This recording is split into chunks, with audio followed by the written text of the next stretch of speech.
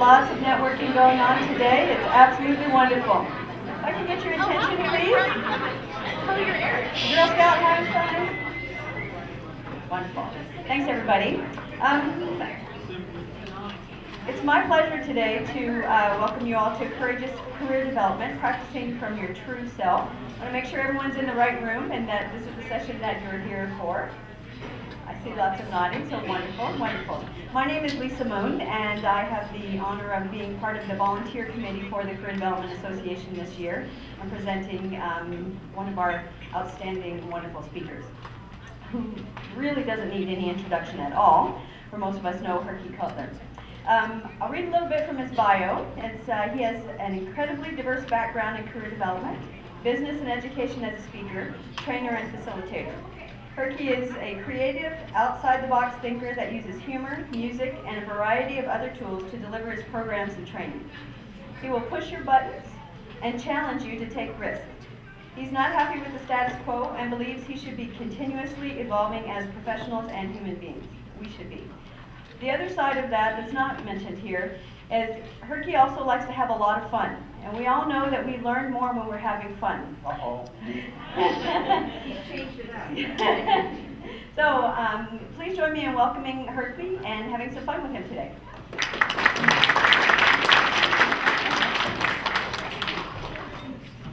Thank you, Lisa, and thank you all for coming here. Lovely to see so many smiling faces. Can we just do a little energizer because you just shoved food down your throat? So everybody just stand up for a second. We're going to play a very quick game of Simon Says. There may be some people who don't know what this is, some of you younger folks, but it's Simon's very quick game. Are you ready? Simon says sit. Thank you very much. Excellent. Good job. The ones who are not sitting, you can go to the other workshops.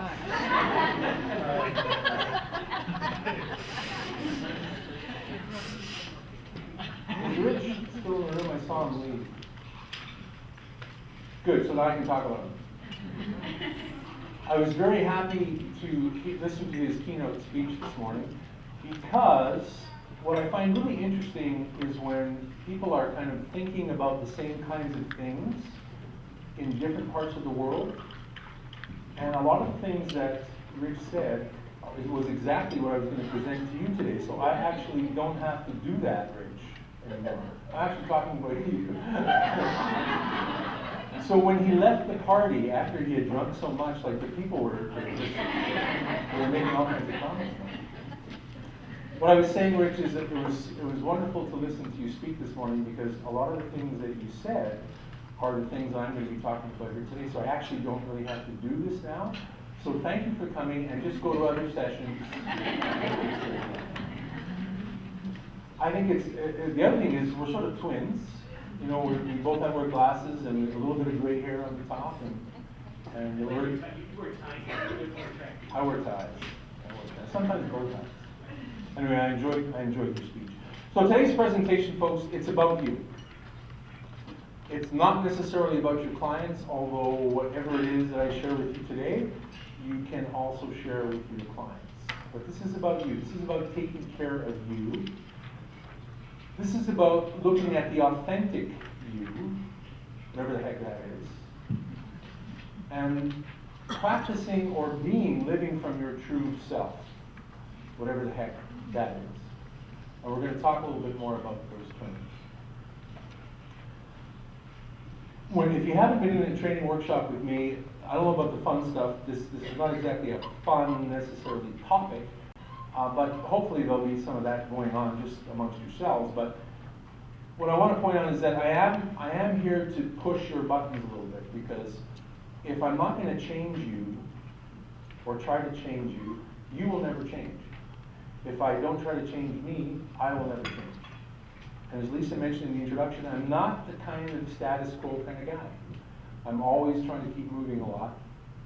And so when I train or present to people, that's what I'm going to try and do to you. And some of you will resist. And I get that, I understand that. And so here's the permission for you to actually stand up and leave whenever you want without feeling bad. Because part of the authentic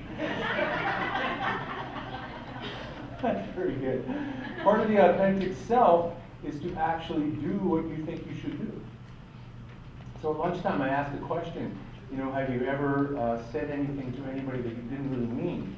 Have you ever sat in a session with a speaker and hated it, but chose not to leave? Right? Because you were feeling, well, I don't want to draw any attention to me, or you know, I don't want anybody to think that I'm, you know, being rude or whatever. Whatever the reason is, it doesn't matter. There's probably 100 reasons. I've done it 100 times. Up until a certain point, I said, what the hell am I sitting here for? First of all, I'm resenting the speaker for being lousy, in my judgmental opinion, right? I'm resenting all of the speaker's ancestors for giving birth to that speaker. And I'm also resenting myself for not having the guts and the courage to get up out of the room and leave. And you know what? When I started speaking, I realized, because some of us, you know, some of us speakers who wear glasses can actually see who those people are, because, you know, they're in their tail. Jesus, this guy sounds so Christ, you know, to get more time to cell phone or whatever they do. That creates negative energy. And as a speaker, I realized I don't want that negative energy in the room. So if you need to go or you don't like what you're hearing, please go. I don't expect to hit, whatever many people are here, on the mark. It's not going to happen. So there's your permission. Okay? Nice. What was Rich Feller's word of the day? It wasn't that long ago. Hand to nose. This is an informal evaluation of your speech.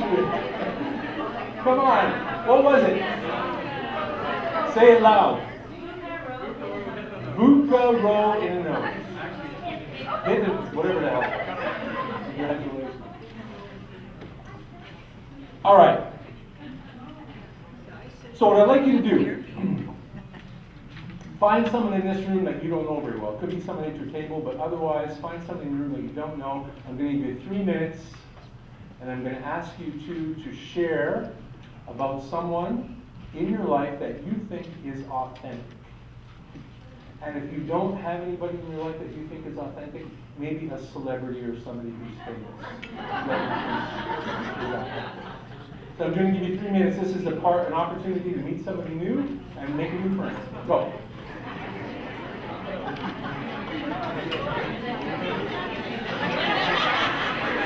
Grab it over.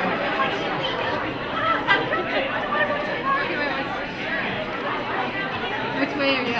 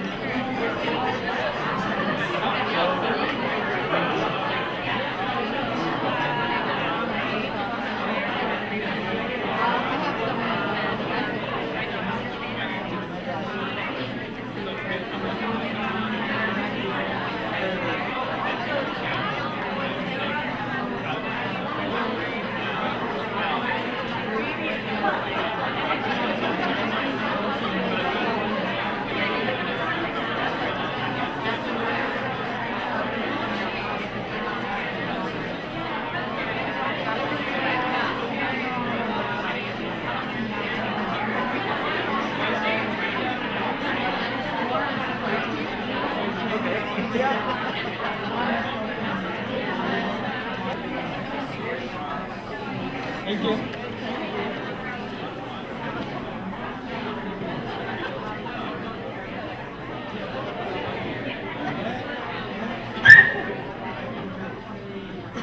So, if I could have your attention and just share a little bit about what authenticity, what kinds of things came up around authenticity. I don't want names and phone numbers of people. Just things that came, well, maybe phone numbers, but just things that came up from people. So what came up? Yes. So April and I, actually our conversation started interesting. We were hard time finding people that were authentic. Okay. Yeah. And it never went any farther than that? Before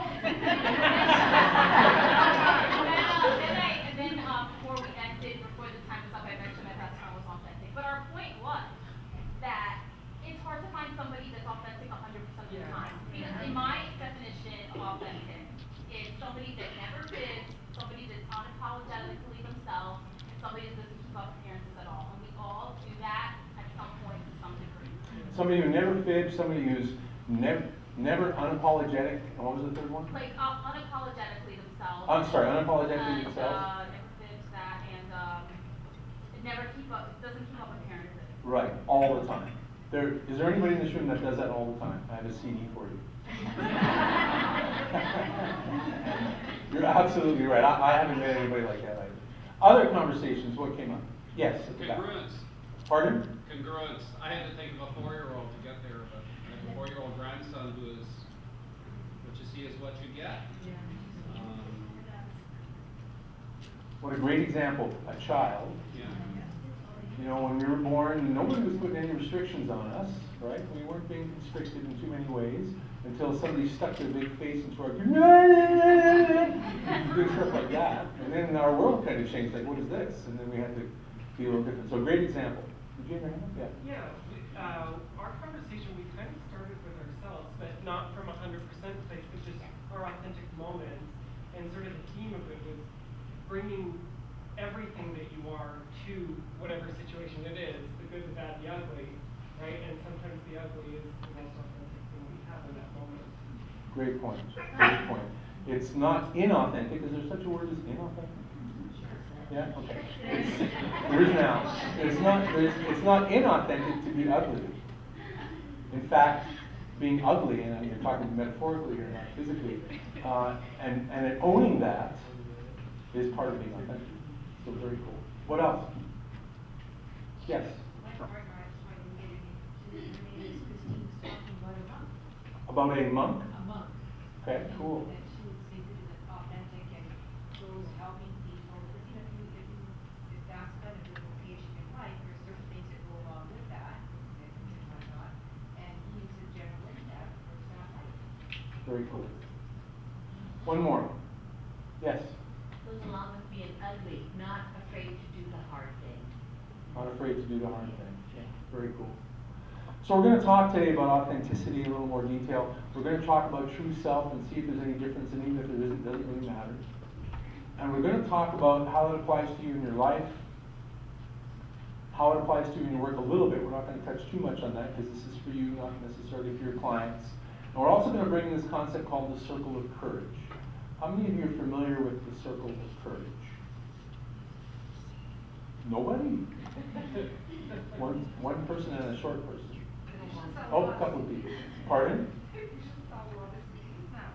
My CD has nothing to do with the circle of courage. No, the circle of courage is a model, and I'll share that model with you later. But it's an awesome model that can be applied to so many different realms in career development. Is one.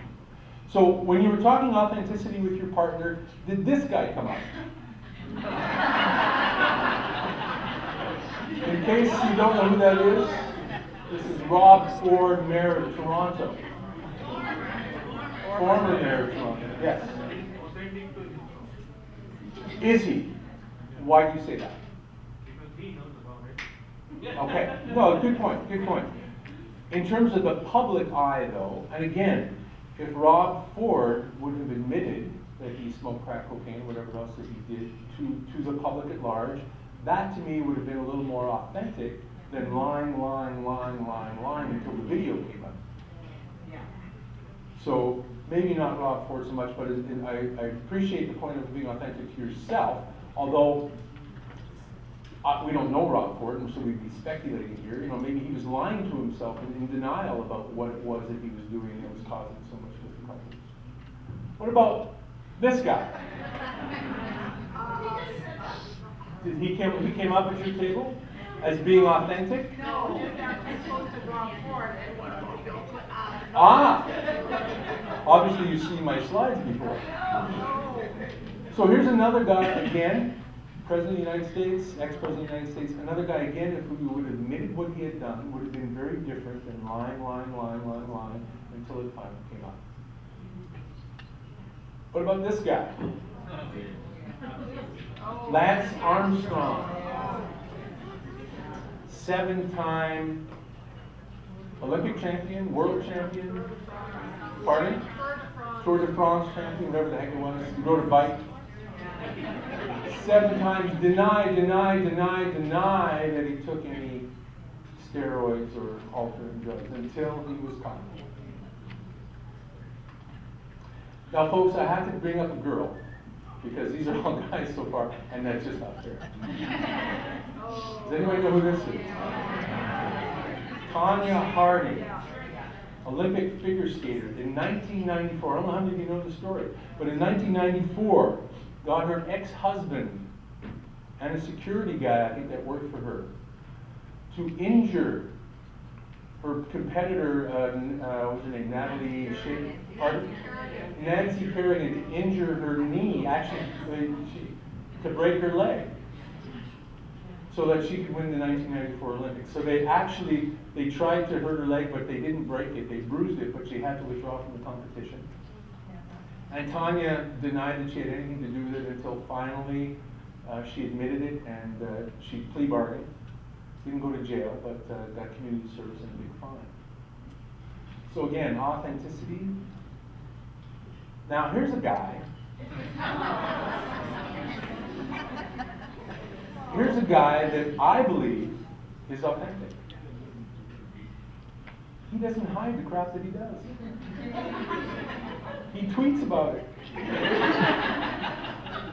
He puts it on Facebook. He doesn't hide the fact that he does. Now, does he do it for a reason? I don't know. I've never met the man, never sat down with him. I have no idea. But to me, there's a difference between him and those other folks that I showed you, who deny the behavior that we don't appreciate. Pardon? Part of it's maturity. He has no maturity. He has no. He's that 4-year-old child. Yes. So without judgment, though, he's doing what he's doing, and he's good at what he does. He's got more Facebook fans than I do, and he makes a lot of money. Okay, now that's another thing I wanted to bring out here. That all of these people, all of these public figures who have done terrible things, have all been successful. Bill Clinton, I think, if last stat I read, gets $100,000 for doing a speaking engagement. I'm getting close to that here. Rich, you probably got even more, but we're not in that $100,000 category. So this is a guy that you can lie and cheat and whatever and get paid $100,000 to do it. I think that's kind of interesting. So that's one thing about authenticity.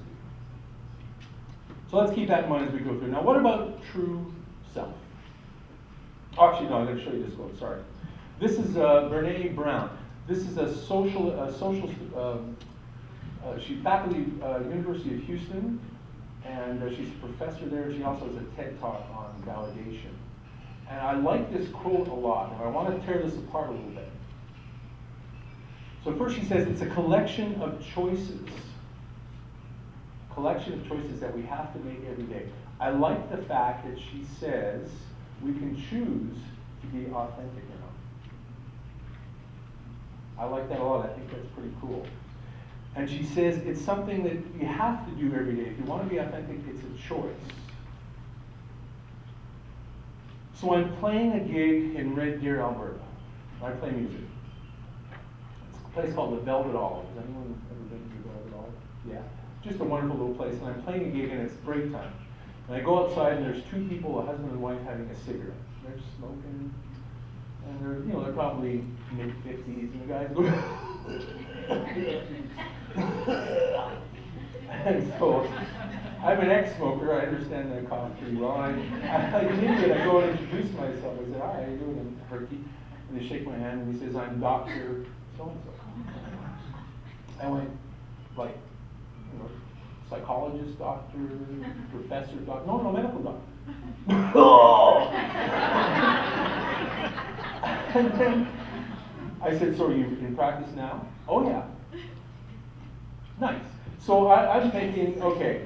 And then when I started to do this talk, by the way, this is the first time I've done this particular workshop, so this is very recent. So when I started thinking about this talk and authenticity, I'm saying, this guy, how can he be a doctor and smoke cigarettes and tell me that I should maybe not smoke cigarettes because it's better for me. And then I'm thinking, oh, wait a minute. He's not hiding the fact that he's smoking cigarettes. He's smoking cigarettes. He's introducing himself as a doctor, just like Justin Bieber, whatever his bad behavior is, he's owning up to it. I'm a doctor, I smoke. You don't like it? Go to another doctor. I get it. It's cool. Second thing she says, the choice to show up and be real and be honest, and that came up in a couple of conversations already. Being real. I work with a lot of young people, and they're always using that term. You're so real, man.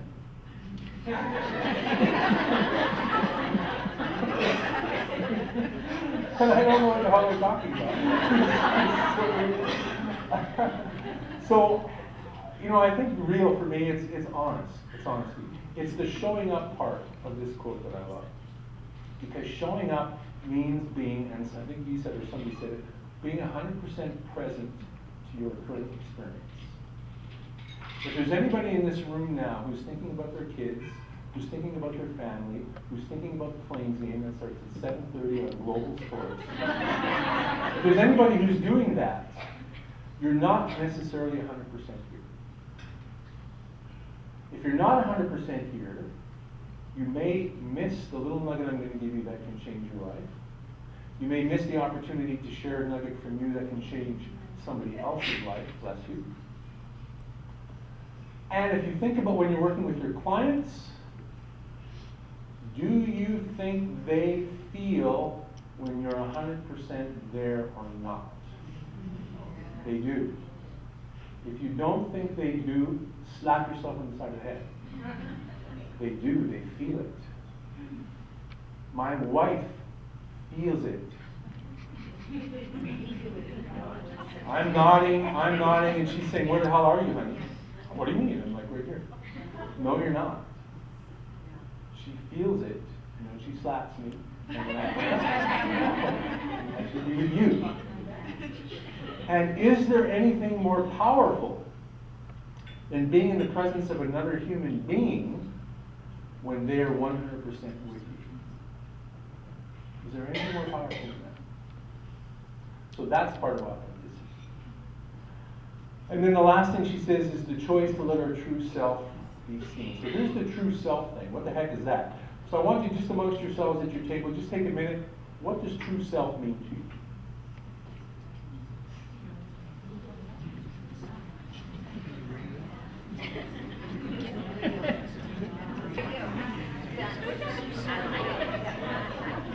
True self. What came up for you?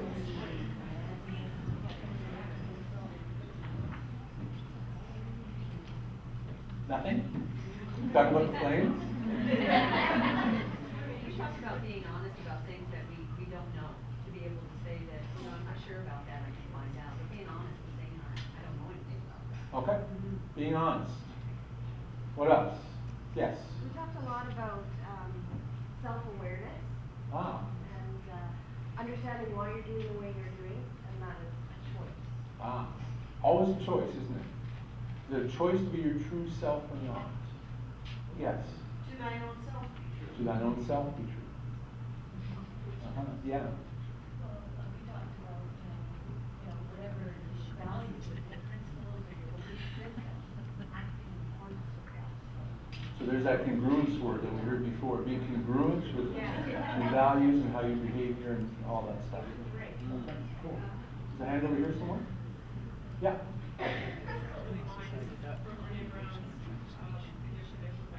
You know this lady? But what spoke to me about true self is she talks about fitting in versus belonging.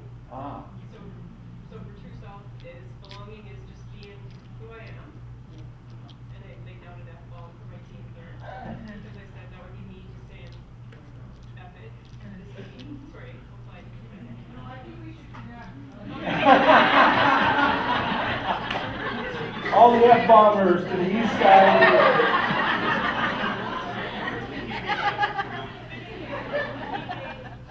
I'm trying to alter who I am to be accepted.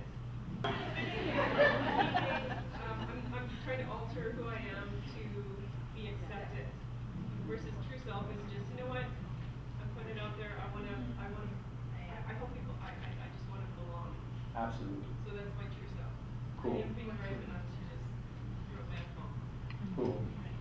You know, that thing I said at lunchtime, the question I asked, have you ever told anybody recently that you liked something and didn't mean it? You know, I've been guilty of that a million times in my life, and every time I do it, I say, why did I do that?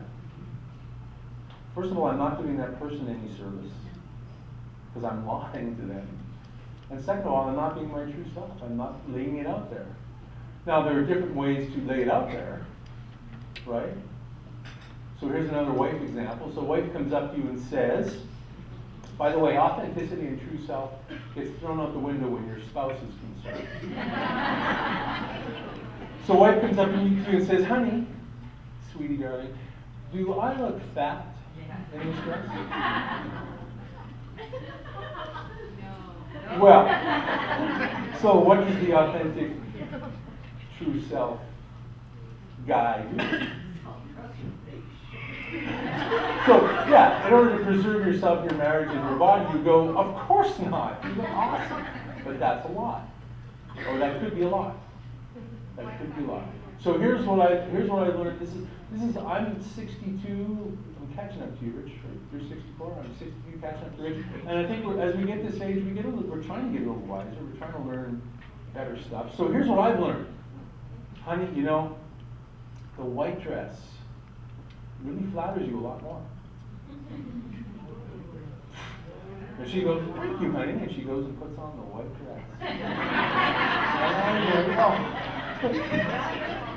I didn't lie. The white dress, she does look better than the white dress. Yes. But isn't that the same thing as diplomacy? Of course it's diplomacy.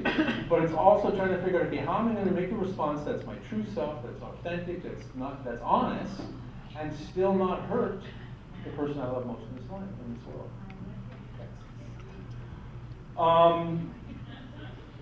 There'll be counseling sessions after the workshop.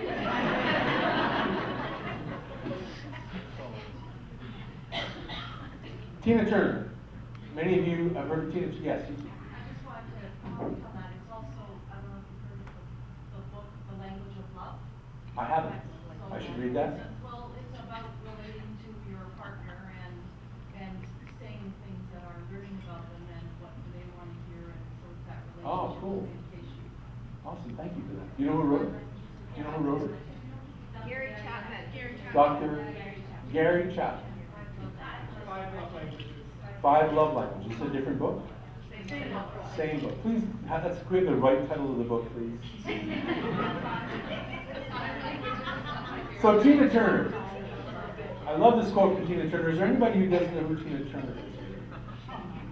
Kendall, you've danced with Tina Turner, haven't you? Tina Turner, if you don't know her part of her story, she was married to a guy named Ike Turner.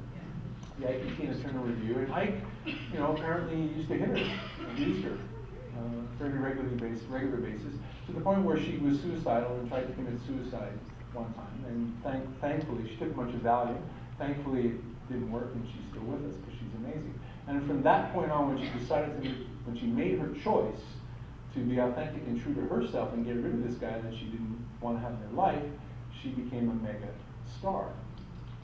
And what I like about this saying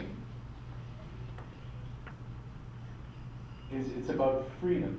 It's about if you're your true self, your authentic self, it brings freedom.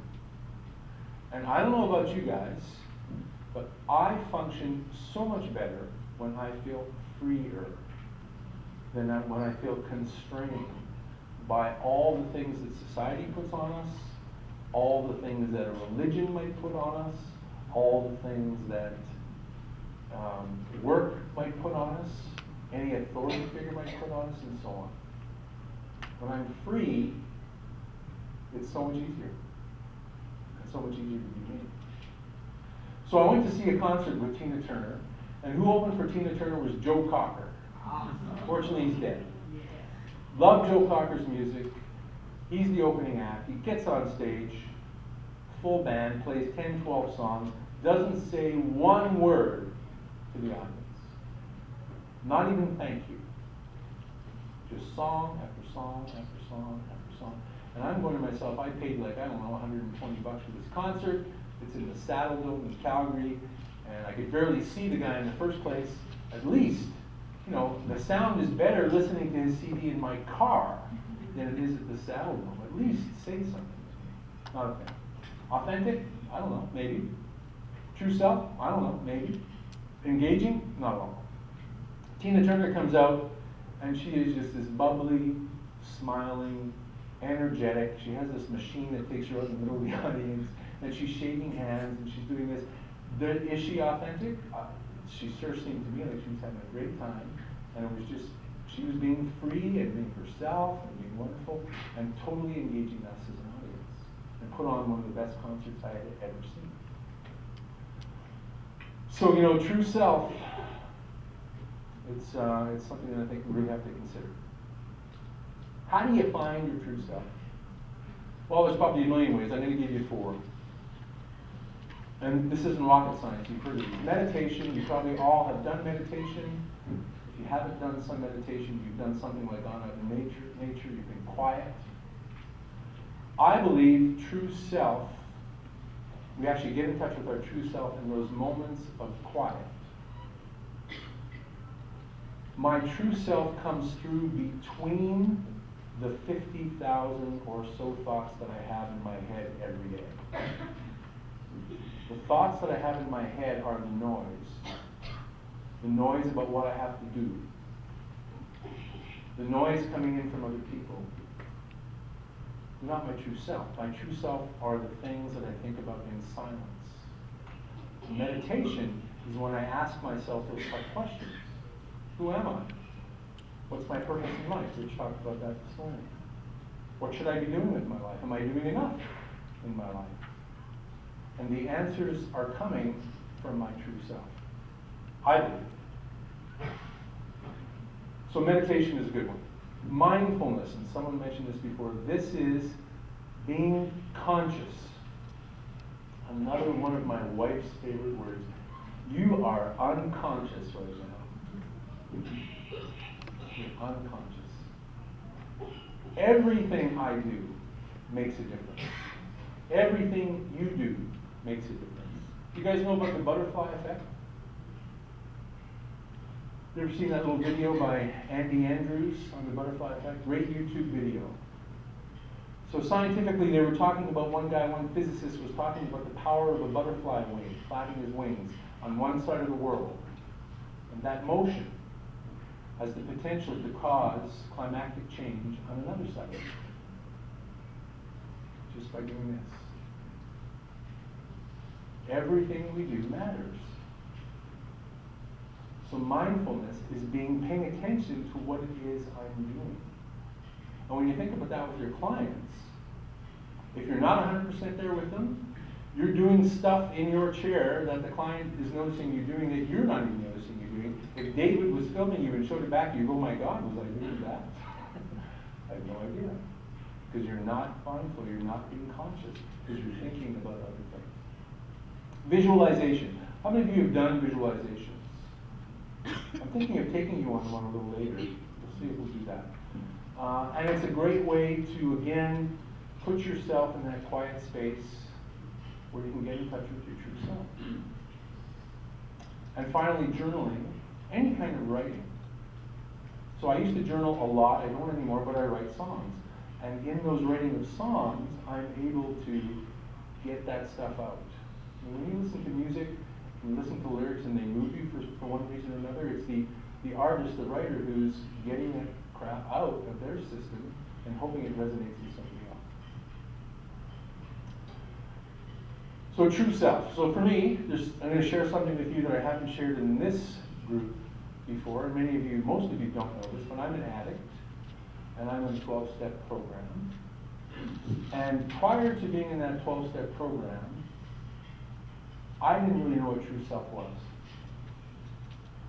So if any of you have any familiarity with 12-step programs, you'll know that one of the things that we do in 12-step programs is try to figure out what the heck leads us to our drug of choice.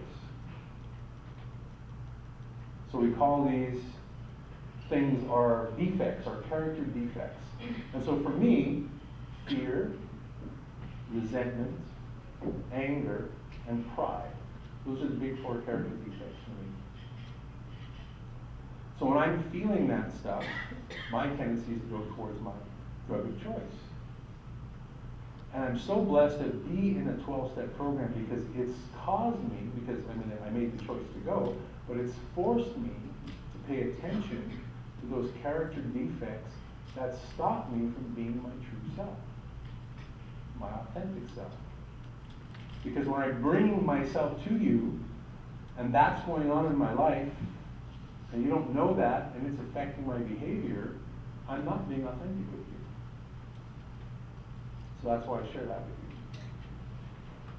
And I think it's really important to understand that we all have some kind of an addiction of some sort, whatever that might be. And it doesn't have to be something that gets you to the point where you're in a 12-step program, but it's there. Okay? So let's move to the circle of courage. So who would have known that 30 years ago, I'd be sitting in a workshop. Got a phone? Got your phone? I'd be sitting in a workshop with these three guys, Larry Brentro, Martin Brokenleg, and Steve Van Bakker. And they're doing a workshop called Reclaiming Youth at Risk. So the workshop was about applying this model, the circle of courage, to working with youth at risk. And that's what I was doing at that time. And so I go to this workshop and I hear about this circle. So the circle, as you can see, it's a medicine wheel, and it has 4 components to it.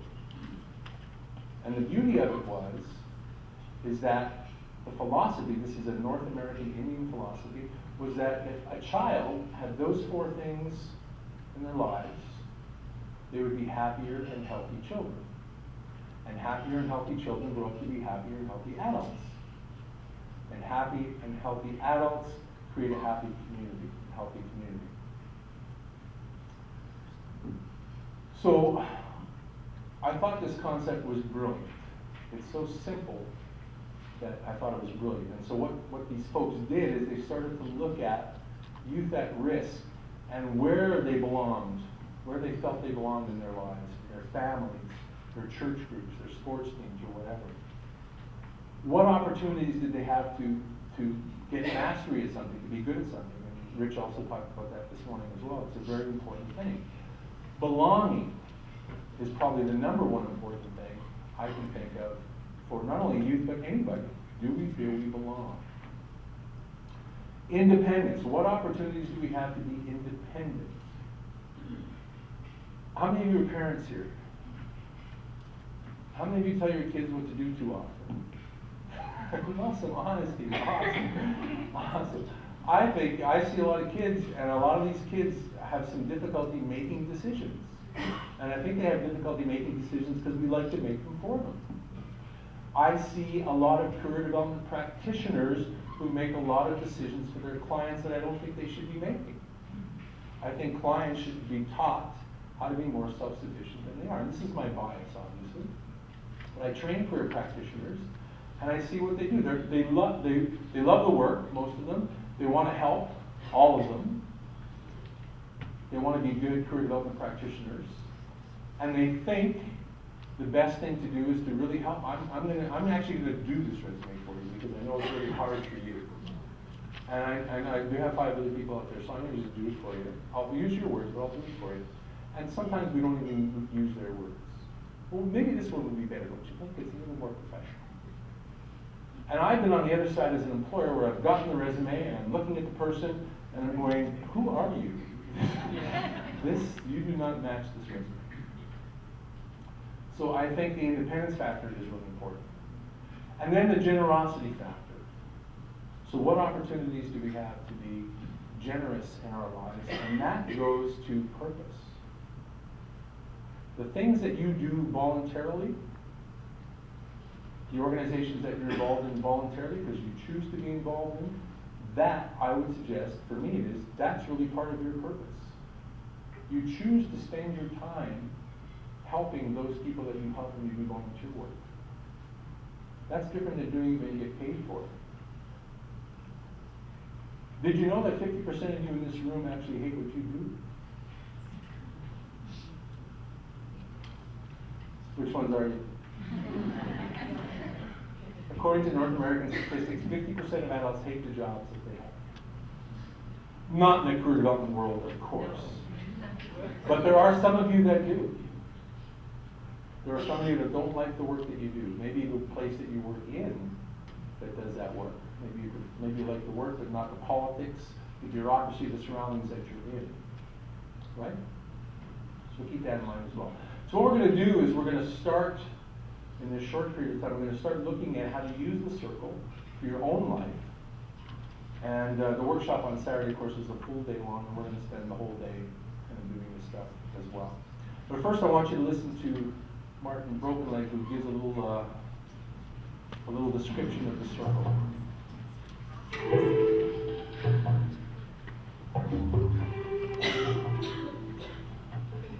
Those components belonging, and do some work with that. At your table, I'd like you to come up with 5 barriers, and these are not physical barriers or economic barriers, but they're social, emotional, or psychological barriers that your clients might bring to you. 5 social, emotional, or psychological barriers that your clients bring to you.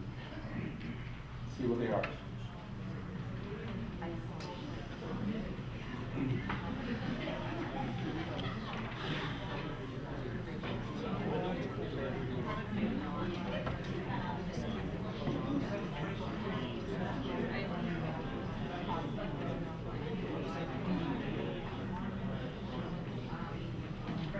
Lisa? Have you handled that first one?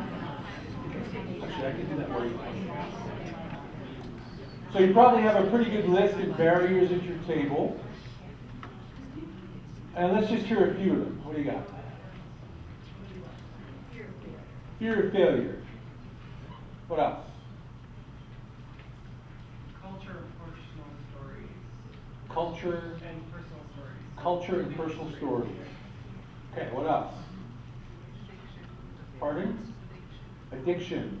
What else? Isolation. Misinformation. Mental illness. Resistant to change. Fears. Peer pressure. Linguistic barriers. Limiting beliefs. Disconnected. Are these resonating with you? These are the barriers, yes? Criminal records. These are the barriers that you've chosen for your clients, that they bring to you. Do you have any of these barriers? I want you to keep that in mind as we go forward here for a day. Having barriers, we all have them. It's what we do with them that makes the difference, right? So there's this notion of, are we stuck? Are we in that place where we feel we just can't do anything with those barriers? So those of you that think that you have some of these barriers in your life, what are you doing about it? And that whole notion of being stuck or feeling stuck is a personal choice, I think. Even though you may feel that there's absolutely nowhere out and this isn't your fault and you didn't choose to be on that rock. So I think it's really important to think about what stuck is for you. And it's easy to be a victim. It's easy to blame someone else, something else, the universe, the weather, the flames, whatever it is. It's easier to blame someone else than to look inside yourself and take responsibility for what you do and how you show up in the world. So I'm going to challenge you to think about, that's what this is for, to think about what's going on for you. And I'm going to ask you to go deep inside yourself, and we're going to try and get you to bring up at least one thing that you can work on after this workshop. And you know how workshops are. I don't know what the stats are, but 10 days, 8 days, even if you really liked it, 8 days later you totally forgot about it unless you actually do something about it. So I'm going to give you something to do. And if you choose not to do it, that's totally up to you.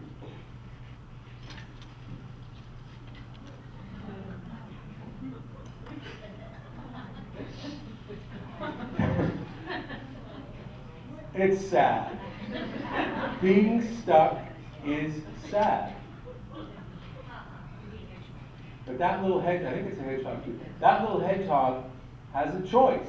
The choice is, okay, I'm gonna just, I can't get out of this thing. I'm just gonna sit here and die. I'm just gonna sit here and die, and the people at the workshop are gonna be sad for me, and that'll be my legacy. Or I'm gonna fight like hell to get this thing off my head, right? I think that's important. Like this guy. Takes off his mic, wants to be sure that everything will be perfectly in order to get these last pins, and it is a done deal. Mike Machuga has won his first ever title. But maybe that's not a foul because he let it go. He did it on TV, folks. You don't want to be that stuck. I saw that video, I couldn't resist. And it's funny, you know, Rich, you played the escalator video, and that was the one I was going to show, actually. And then Rich shows it this way. Oh, where'd it go? Rich, thanks a lot. I'll find something else. This is a cool quote. It's not the fact that you're stuck that makes it bad, it's your willingness to stay there, or your unwillingness to do anything about it. That's the key. I had no idea who Ashley Lorenzana was, so I looked her up. Sex trade worker with a drug addiction. Comes up with this quote. I thought that was pretty cool. Did you want to write it down? Yeah. Yeah. I don't share these, so you better write it down. But you can write her name. You can find it. Ashley Lorenzana. So back to the circle here. I'm going to go through the 4 components quickly, and then we're going to go back to belonging. So it's belonging, to be worthy and a part of a community. That's so important. So this is the component I'm going to ask you to work on. There's a worksheet on your table, and you can start thinking about this. What I'd like you to do with this component is to think about all the things that you belong to in this world. Your family, church, clubs, organizations, community, whatever it is that's for you. And write down those on the left-hand side of the page. And then I want you to rate each one between 1 and 5. 5 means you're incredibly happy and satisfied with your level of belonging in that group, in that organization, in that thing. 1 means you're part of it, but it's not going well for whatever reason, or whatever else in between. And then the 3rd column is, where do you want to belong? Is that the way I worded it? Where I want to belong. And some of the things that can come up in that 3rd column where I want to belong could actually be some of the ones in the 1st column that you rated low, or they might be something totally different. I really want to belong in Rotary. I rated my belonging in my family as a 1. I would like that to be a 2 or 3 or higher. Okay, so I want you to take about 10 minutes to do that. We have to what, 4:30? Yeah, so take about 10 minutes to do that.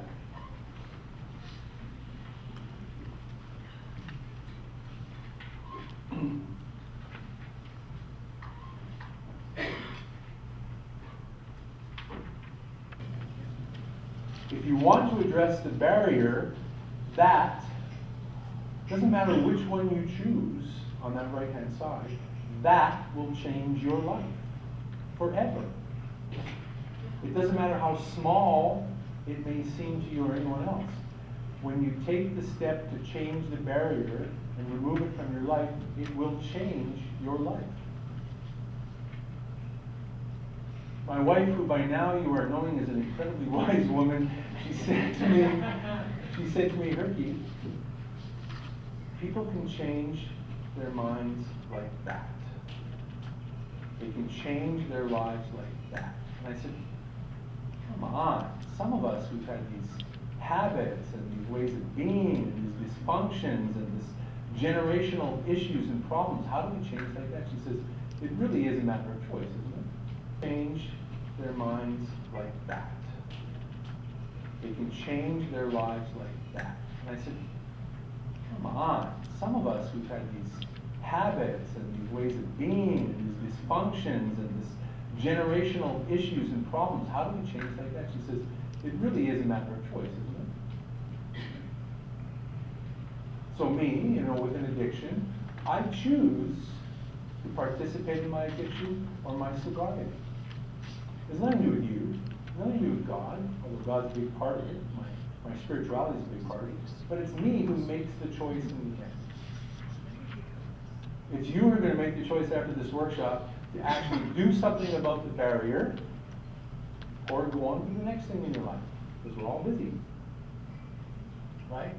And then you'll go to a workshop 6 months down the road where somebody's talking about barriers and you'll say, I've got this barrier, and it's the same one that you wrote down at my workshop. And the one that it came up for you last year when you went to somebody else's workshop. This is a golden opportunity for you to change your life. Today, starting now. Rich said that starts right now. What happened in the past makes no difference. How many times you failed makes no difference. Who was I talking to? Lucille. Where's Lucille? I'm talking to this young lady at the back there. She went to the Kentucky Fried Chicken guy. Well, that's not the guy, but that came up in the talk that she went to. And she learned that Colonel Sanders, it took 1,008, 1,000, and other people were there, 1,009 tries to get that recipe. Well, come on. I could have done it in 1,007. But seriously, that is what it takes to change the world. You don't have to necessarily try 1,009 times to break your barrier. It's just a matter of you doing it. You actually taking the step to do it. We don't have a lot of time left, but I do want to do one thing. At your table, if you're having trouble with, I hope you circled one. If you didn't circle one, you have a few more minutes to do that. If you're having trouble figuring out, okay, I've circled this, what do I do now? And it's really bothering you, bring it up at your table and get some help from the people at your table. You've got about maybe 5 minutes to do that.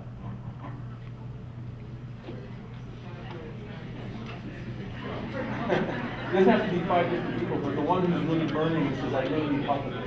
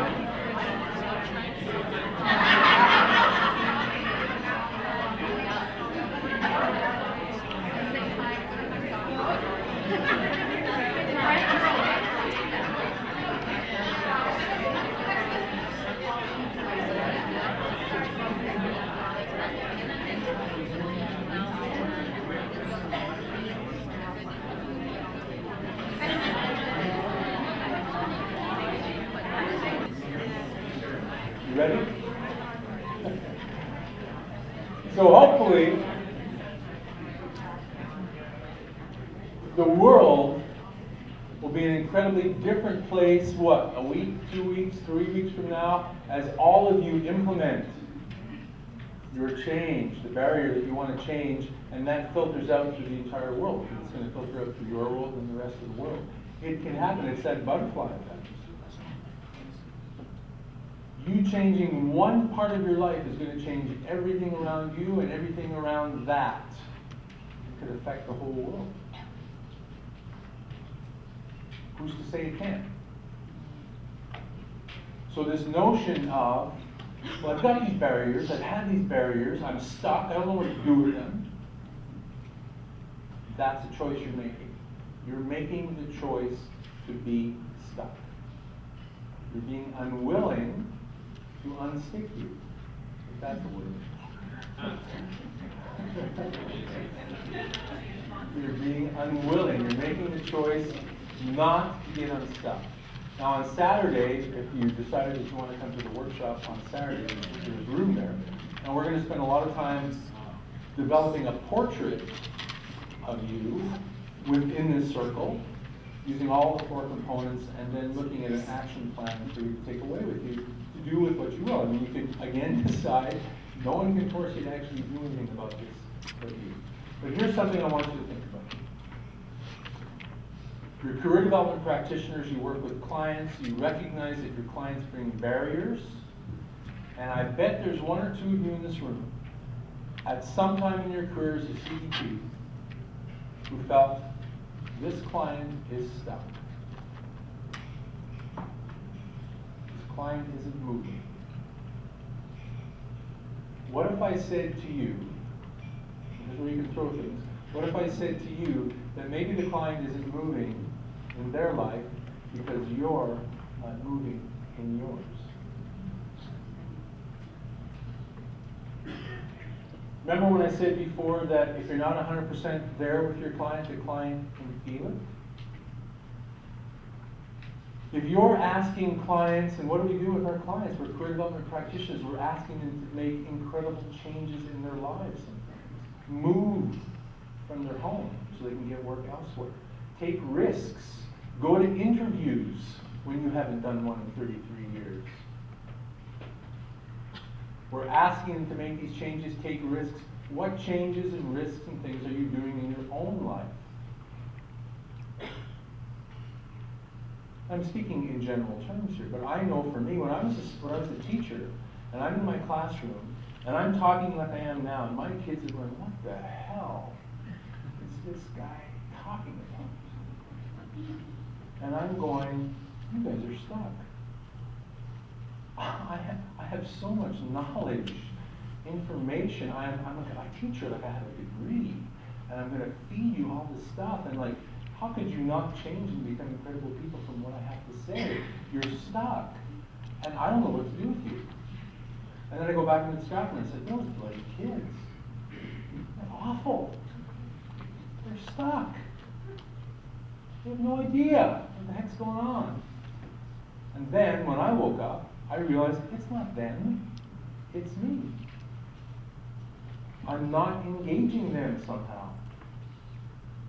I need to change the way I teach. They don't need to change the way they're being a kid. I have to do something different. What I'm doing isn't working anymore. It's me. When I think my relationship is stuck, I can blame my wife. Not sensitive to my needs. I'm a communicator. I tell you exactly how I feel. Who's laughing?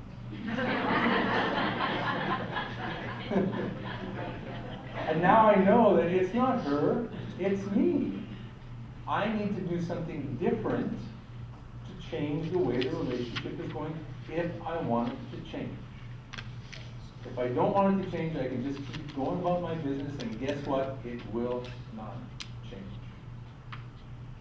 And some of us, me included, have had relationships where we let that happen, did we not? And where did they end up? I'm on my second. So it's a choice that we have to make. We don't have time for the visualization. Sorry. We will do that on Saturday if you decide to come. I do have a song for you though, if you want to end with a song. Should we do that?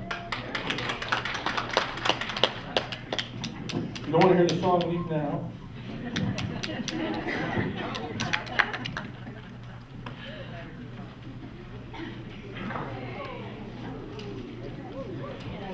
think I was going to sing after that.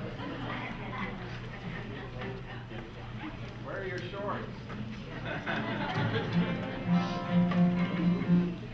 So this is a song I think is appropriate for this topic. It's called I Can't Back Down. I wanted to write a song called I Won't Back Down. But somebody already did it. Tom Petty.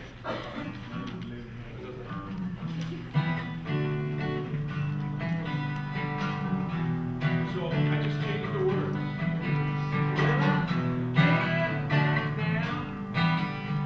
I can't do that.